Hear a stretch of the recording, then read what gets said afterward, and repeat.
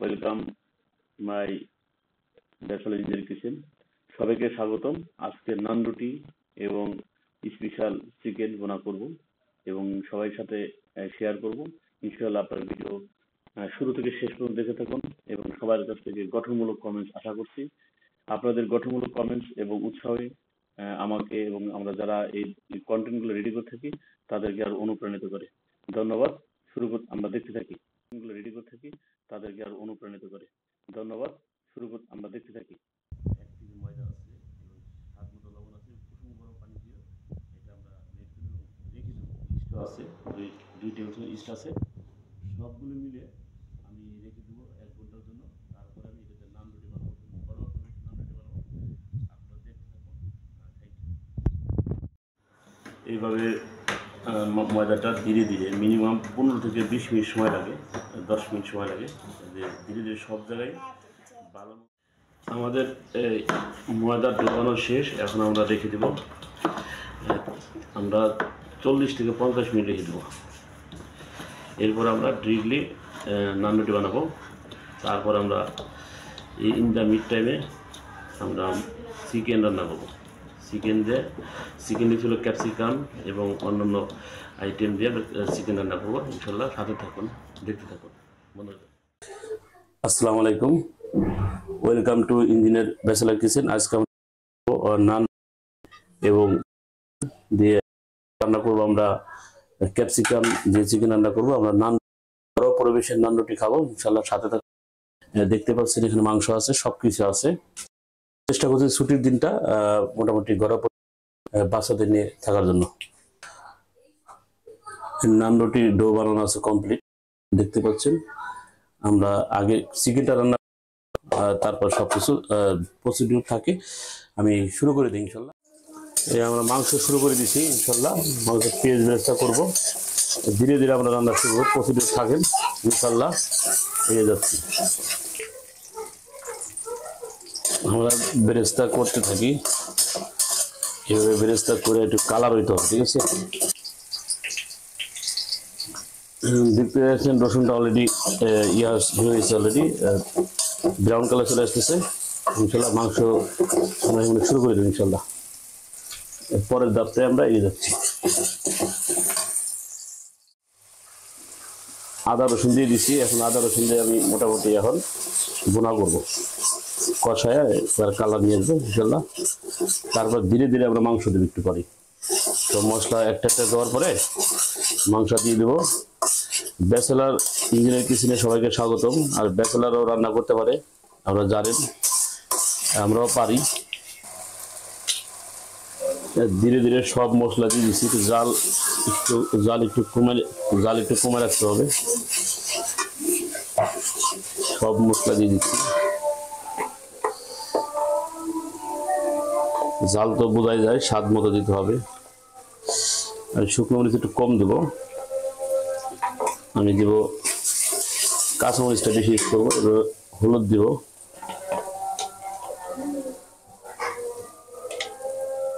বাকি আস্তে আস্তে দিতে থাকবো। মোটামুটি সব ধরনের মশলা দেওয়া হয়েছে। একটু জাল দিয়ে আমরা ধীরে ধীরে আমরা কষাইতে থাকবো। যখন এই তেলটা উপরে বেশি উঠবে তখনই আমরা মাংস দিব।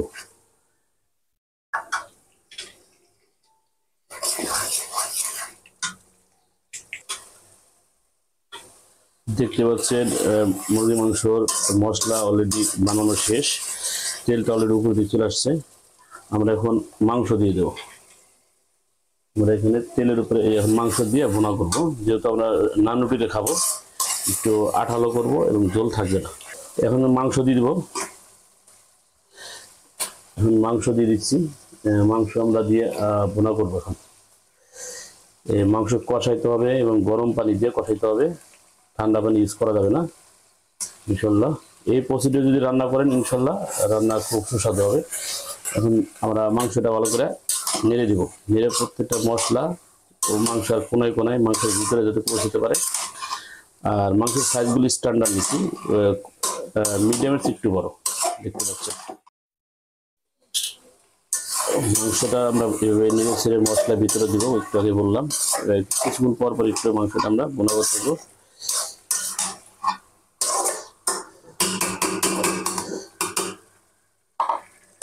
ঢেকে দেবো। এখন আমি তেঁতুল দিব। আমি বলছিলাম একটু আচারি ফ্লেভার আনার জন্য তেঁতুল দিতে, অলরেডি তেঁতুলটা আমি গুলে রাখছি গরম পানি দিয়ে, দিলে আলাদা একটা ফ্লেভার পাওয়া যাবে।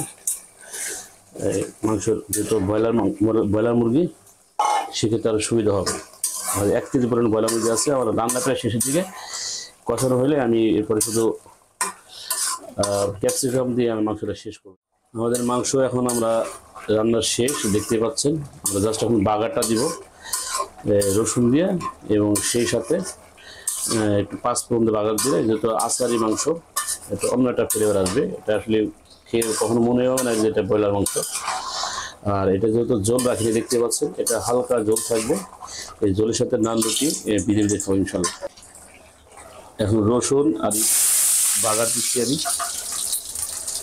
রসুন এবং 5 ফোড়নটা বাগার দিচ্ছি। এবার দেখুন,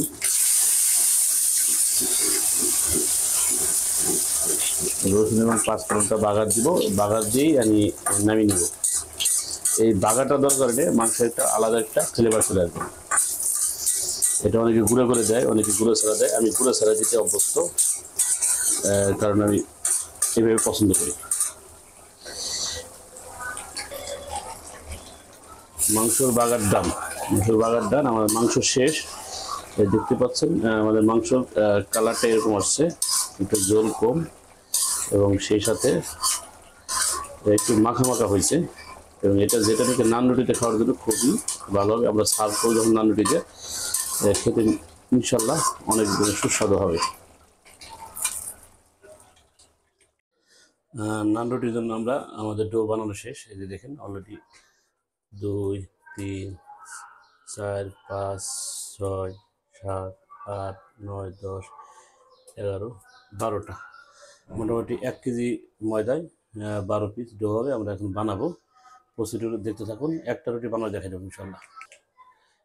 দেখতে পাচ্ছেন আমরা এই তাওয়াতে আমরা এখানে এই নান রুটি বানাবো। আর এখানে একটা একটা করে বেলে নিব, এটি দিয়ে একটার উপর দুটো দেখাবো, একটু সুন্দর নেবো, ঠিক আছে ইনশাল্লাহ। এই একটা দেখাবো, বাকিগুলো হয়তো আর দেখাবো না, পরে লাস্টে পরিবেশনটা দেখাবো।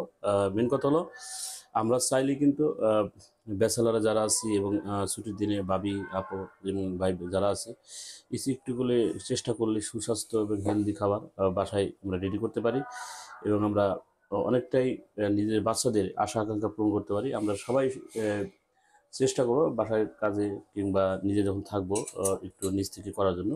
আমরা এগিয়ে যাই ইনশাল্লাহ। আমাদের নান রুটিটা বানানো দেখি। নান রুটি কিন্তু নান রুটি কিন্তু আমরা অলরেডি এভাবে বেলবো, একটু লম্বা শেপে বেললে নান রুটি দেখতে সুন্দর লাগে, কারণ লম্বা সে আমরা বেলবো। বেলার পরে আমরা এটাকে একটু পানি নিয়ে, লবণ পানির সাথেই করতে হবে। লবণ পানিটা 2 হাত দিয়ে এটা একটু চটকাইতে হবে। 2 হাত করে ভালো পরিষ্কার করতে হবে, চটকাইতে হবে, যাতে চটকালে এটা আসবে, ছেড়ে দিবে, ভিতর থেকে বাতাসটাতে যা আছে ছেড়ে দিবে, রুটিটা ফুলবে এবং সুন্দর হবে ফ্লেভার। এরপরে আমি এখানে টোস্ট বিস্কুটের গুঁড়া রাখবো, যেটাতে আমি দেওয়ার চেষ্টা করবো। এটা ভালো একটা ঘ্রাণ আসবে। এটা মূলত না দিলেও হবে, কিন্তু এটা হলো ঘ্রাণের জন্য ডিপেন্ড করে। আমরা এইভাবে রুটিটা দিয়ে দেবো ইনশাল্লাহ। এভাবে চেষ্টা করবেন বাসায়। সাইজটা একটু হয়তো হোটেলের মতো সুন্দর হবে না, কিন্তু এটা পুরোপুরি টেস্টি হবে এবং বাচ্চারা খেয়ে খুবই মজা হবে ইনশাল্লাহ। এইভাবে আমরা প্রত্যেকটা রুটি বানাবো, আমরা লাস্ট পর্যন্ত খাওয়ার মতো থাকি। রুটির একটু উল্টায় তাওয়াটা ধরতে হবে, যাতে আপনার সব জায়গায় রুটিটা হিট হয়। নিচের সাইডটা হিট হয়েছে, এখন উপরের সাইডটা হিট করব। এবং দেখুন অলরেডি ফ্লেভার আসতেছে, খুবই সুন্দর নান রুটি ফ্লেভার। এখানে ইস্ট দিছি এবং ডিম দিছি, চিনি দিছি, সবগুলো অলরেডি দেখছি ফুলে গেছে। এভাবে প্রত্যেকটা রুটি ফুলে যাবে। আমাদের এই একটা নান রুটি বানালাম, বাকিটা এই আমরা আজকে নান রুটি বানাইছি। এই যে নান রুটি, এবং সেই সাথে হলো মুরগি মাংস দিয়ে নান রুটি খাবো। আর এখানে সালাদ। আর এই আমাদের ছোট্ট বড়ি আদি আসপিয়া, কি করবা?